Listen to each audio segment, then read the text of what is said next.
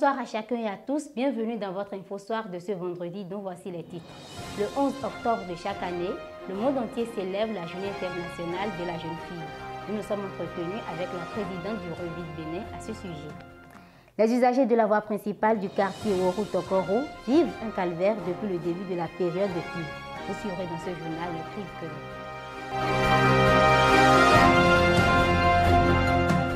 Une fois encore, bonsoir.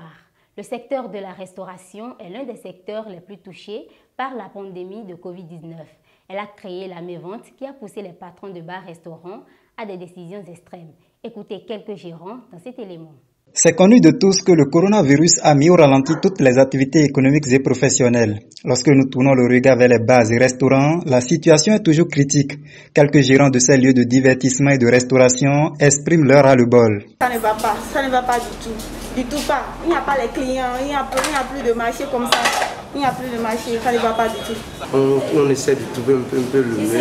Et aussi avec la saison pluvieuse, bon, le marché n'est pas trop bon. Les difficultés sont tellement énormes. Tellement énormes.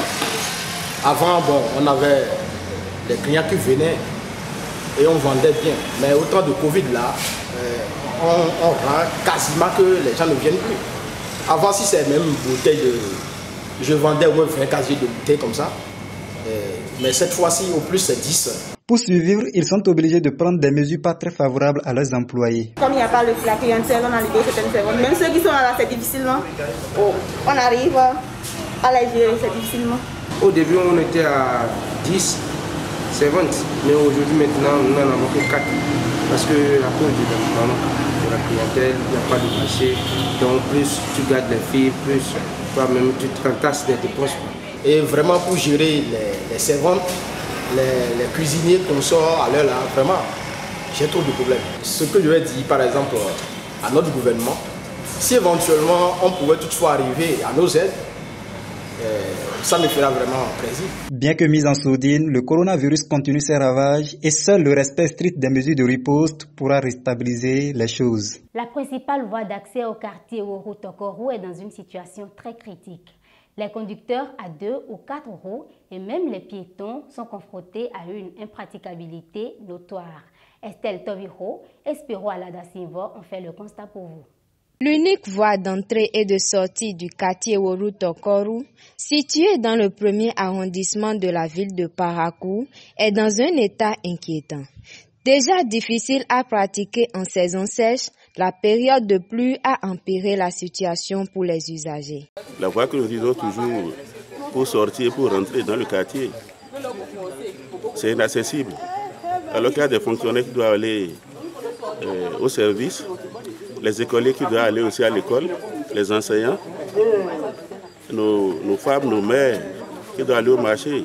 Vivant le calvaire au quotidien, ils invitent les autorités paraquoises à la réaction. Nous demandons aux autorités administratives supérieures de voler à notre secours. Ni moto, ni voiture, ni piéton ne peut passer. Ils peuvent agir promptement, ça fera notre fierté dans le quartier. Vivement que le cri de détresse ne tombe dans les oreilles de sourds. En bref, toujours dans le secteur routier, quitter Arafat 1 pour Arafat 2 nécessite un grand effort et quelques techniques en natation.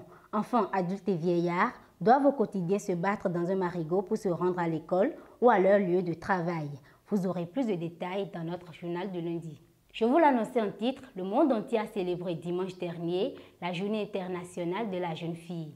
Que retenir de cette journée et quel bilan pratique peut-on faire des différentes institutions privées comme publiques qui travaillent dans la sauvegarde des droits de la jeune fille? Ce sont les questions que Ali Outoundé et Spiro Alada-Sinvo ont posées à la présidente du Revit Bénin. La jeune fille, c'est la journée internationale des filles. C'est au vu de toutes les inégalités dont sont victimes les filles, voire les femmes, que l'ONU en 2012 a décrété le 11 octobre précisément comme la journée internationale des filles. Sur le volet de l'éducation et le droit au choix de son conjoint, les filles sont privées en permanence. Donc aujourd'hui, je pense qu'il y a le gouvernement qui fait beaucoup en ce sens. Toutes les filles à l'école. Nous avons lancé il y a de cela quelques années un programme soutenu par l'ONU et appuyé aussi par le gouvernement appelé Tolérance Zéro pour tout ce qui constitue des abus sur les filles, notamment le mariage forcé. Et il y a aussi les ONG que nous sommes. Nous faisons beaucoup pour sensibiliser les filles, pour montrer l'importance de l'éducation d'abord pour elles, pour montrer comment il urge qu'elles aient demain en tant que femmes un pouvoir d'achat. Et pour l'avoir, il faut travailler aujourd'hui. C'est des actions isolées, ce n'est pas une autre, mais qui agissent sur la déscolarisation des filles, qui agissent sur les mariages précoces, etc. Mais dans les zones les plus reculées, ça persiste plus ou moins. Ce grand défi à l'université, comme je le dis, c'est qu'il faut que les filles soient fortes en milieu universitaire. Qu'elles soient fortes déjà depuis les collèges. C'est pourquoi nous avons l'association des femmes fonctionnaires de l'université de Parakou, dont je suis la vice-présidente. Nous travaillons avec tous les réseaux, dont mon réseau aussi et d'autres réseaux des femmes qui travaillent ici.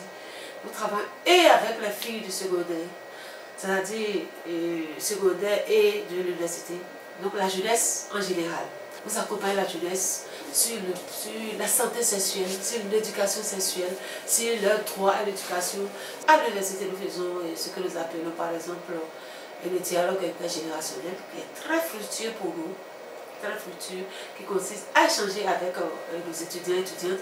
Et nous conseillons aussi que les enseignants soient nos enseignants d'hier. Parce que les enseignants d'hier qui nous ont gardés nous autres, ils ne savent pas si nous sommes belles ou pas. Et bien, ils sont là pour nous éduquer de façon complète. Et nous leur montrons aussi comment il faut éviter de provoquer les enseignants. Les enseignants, oui, harcèlent certains, mais les filles, on nous dit, les filles aussi sont responsables. C'est la fin de ce journal. Merci de rester fidèle à nos programmes. L'information reste en continu sur le www.nordbenin.bj. Bon début de week-end à tous.